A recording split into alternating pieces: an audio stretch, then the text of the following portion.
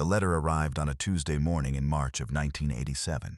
Virgil Cutler read it twice before he set it down on the kitchen table. He was 58 years old, had been farming the same 240 acres in Blount County, Tennessee, since 1961.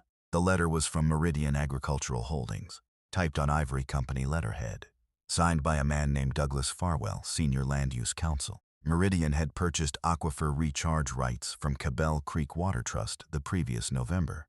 Those rights covered the subsurface layer Virgil's well drew from. As of April 1st, his pumping license was no longer valid without a new use agreement. The use agreement was attached, 14 pages. The monthly fee was $312, beginning immediately.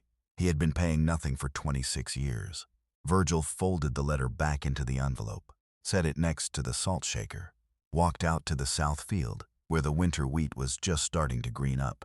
80 acres of good Tennessee bottomland. The soil there was dark and heavy, sitting on a shelf of clay 4 feet down. His grandfather had broken that ground in 1933 with a pair of mules and a single bottom plow.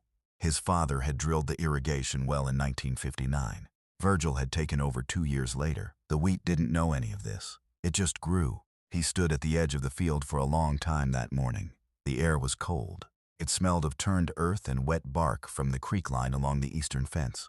The sky was low and gray, moving fast from the northwest. He grew 80 acres of winter wheat, 60 acres of soybeans on rotation, 40 acres of hay for the cattle. The irrigation well served all of it through dry stretches.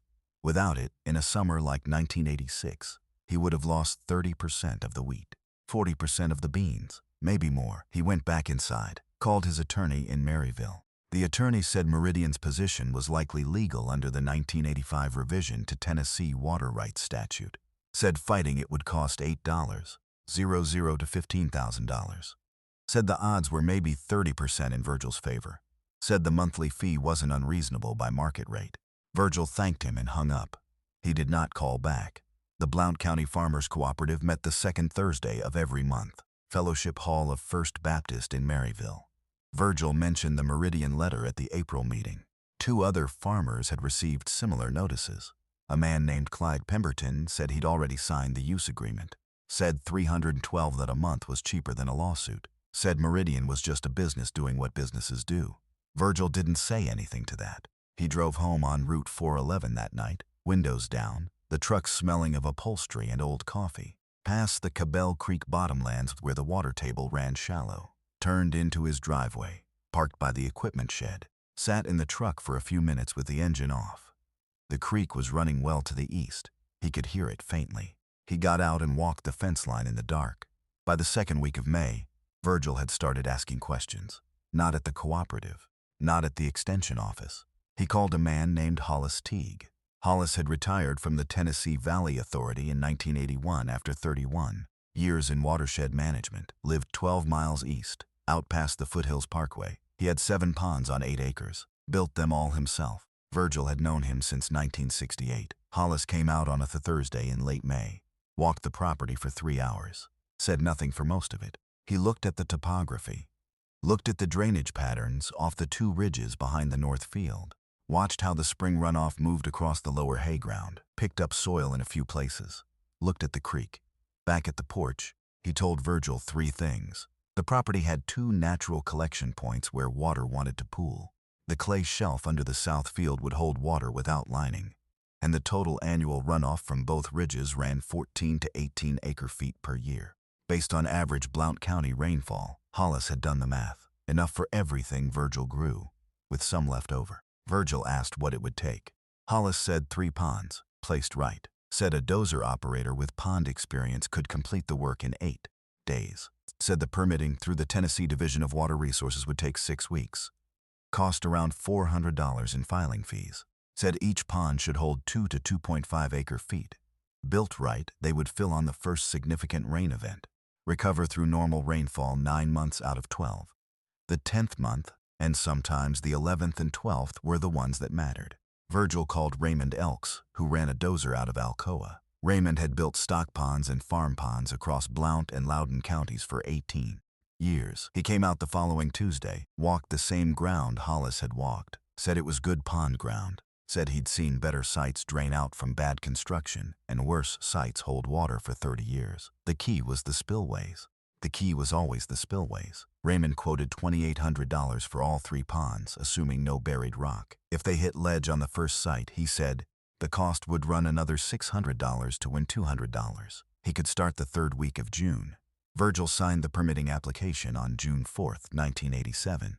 Paid the $400 in fees. He continued paying Meridian $312 monthly through June and July. Didn't see a choice. The wheat needed irrigating in the 3rd week of June. 4 days without rain during grain fill. He ran the old well pump for 22 hours over 3 days. Logged it in the notebook he kept in the tractor cab.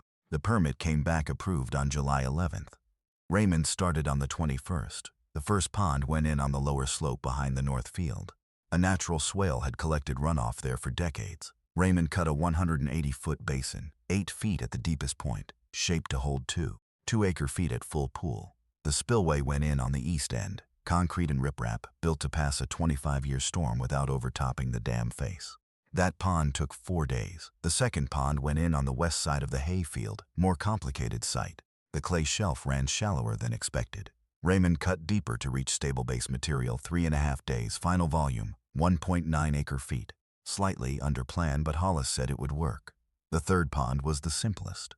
It sat at the head of the natural draw just above the east fence line. It drained the longer ridge. Raymond cut it in 2.5 days, volume, 4 acre-feet. Best site of the 3. Total dozer time 10 days. No buried rock. Raymond's final bill, $2,800. Same as the quote. The 3 ponds were finished and graded by August 4th. Dry. All 3 basins sitting open in the August heat. The sun came off the raw clay, and the smell was like a freshly turned garden, but bigger. Virgil walked each one that evening after Raymond hauled his equipment out. Checked the spillways. Checked the slopes on the dam faces. Nothing to do but wait for rain. The first significant event came on August 17th, 1 inch and 4/10 over 14 hours. Virgil checked the ponds at 6 in the morning. Checked them at noon. Checked them at dusk. The north pond had 8 inches of water across the basin floor by nightfall. Not much. It had come in clean, moving down the swale exactly as Hollis said it would. The spillway had not been touched. By the end of September, 2 more rain events had come through. Just over 3 inches total. The north pond held 4 feet of water. The west hayfield pond had 3 feet. The east draw pond had filled to 5 feet. The water was clear and brown and smelled of mineral earth and decaying leaves. Virgil hired a man named Luther Birch to design the pump and pipe system. Luther had run irrigation setups for vegetable growers out of Bradley County for 11 years. He walked the fields in one afternoon with a notebook and a hand level. 3 submersible pumps, 1 per pond. 4-inch PVC mainline from each pond into a common header. Gravity assist on the north and east ponds. The system could irrigate 180 acres in a 12-hour cycle. More than Virgil had ever run in a single day with the well. Luther estimated $6, $200 for materials and labor. Virgil bought the pipe 2 runs to the Knoxville Supply House in October. 3 submersible pumps from an agricultural supplier in Maryville. Cast iron, rated for continuous duty, $840 each. The system went in during the last week of October and the first week of November 1987. Luther ran the trenching. Virgil helped lay pipe and backfill. By November 9th, the system was pressurized and running. Luther tested each zone twice, adjusted the pressure relief on the east pond pump, left a hand-drawn schematic rubber banded to a rafter in the equipment shed. Virgil mailed the final payment to Meridian Agricultural Holdings on November 30th, 1987, his last. He did not write anything on the check memo line. Plain envelope, first-class stamp. Douglas Farwell, Senior Land Use Counsel, sent a follow-up letter in January 1988. He was asking about renewal for the upcoming irrigation season. Virgil did not respond. Winter wheat went in that fall under dry conditions, which was usual for October in Blount County. The ponds had held through autumn without drawing down. Hollis Teague stopped by in February and checked each one. Said the north pond showed half a cup per minute of seepage on the downstream face, within acceptable range. Would likely seal itself as fine sediment settled into the dam material. Said the east draw pond was his favorite. Said it was built well. The 1988 growing season was the driest summer in Blount County since 1980. June came in at 1.2 inches total. July was worse, so 0.8 inches across the entire month. 2 solid weeks where the thermometers sat above 92 degrees every day. The creek dropped to a trickle. Clyde Pemberton lost 40% of his soybean crop. Two other farmers from the cooperative were still on the Meridian agreement. Both cut their irrigated acres in half to manage the pump fees, still came up short. Virgil ran his irrigation system for 31 days that July and August. He never pulled from all three ponds at the same time, rotated them, let each recover between cycles. The north pond dropped to 18 inches above its basin floor. The east draw pond held the deepest water. He pulled from it hardest in the last 3 weeks of August, when the corn was in silk. The irrigation well had not been turned on once. His wheat yield came in at 47 bushels per acre on 80 acres. Soybeans averaged 38 bushels per acre. The hay was cut 3 times instead of 2. Clyde Pemberton drove over in September after harvest and walked the south field with Virgil. Didn't say much. Looked at the stubble, left after the combine. Asked how the ponds had handled the summer. Virgil said they'd handled it. Clyde stood there looking at the field, then asked what the whole thing had cost. Virgil told him. Materials permitting Luther's labor, the pumps, $11,640. Spread over 30 months of Meridian fees, it cleared itself in under 3 years. Clyde nodded, said he'd think about it. Hollis Teague built 2 ponds for Clyde Pemberton the following spring. Raymond Elks did the dozer work. Luther Birch ran the pipe. By 1991, 4 farms in the Cabell Creek watershed had installed similar systems. None of them signed the Meridian renewal agreements. Meridian sold its Tennessee water rights portfolio in 1994 to a larger regional company. The use agreements became administrative history. The $312 monthly fee was never collected from Virgil Cutler again after November 1987. Virgil farmed the Blount County place until 2001, retired at 72, sold to a young couple from Knoxville. They wanted to run a small beef operation and grow market vegetables on the bottom ground. The irrigation system was functional on the day they moved in. All 3 ponds were holding water. The east draw pump had been replaced once, in 1996. Same model as the original. A man from the University of Tennessee Extension Service came out in 2004. He was measuring ponds for a watershed study. All 3 were within 10% of their original designed capacity. The clay seals had held for 17 years. The spillways showed normal wear, nothing more. The North Pond had a family of Canada geese nesting on the dam face that spring. They had been coming back to the same spot since at least 1999. Virgil drove past the farm once in the fall of 2006. The ponds were full after an October rain. The wheat was green in the south field.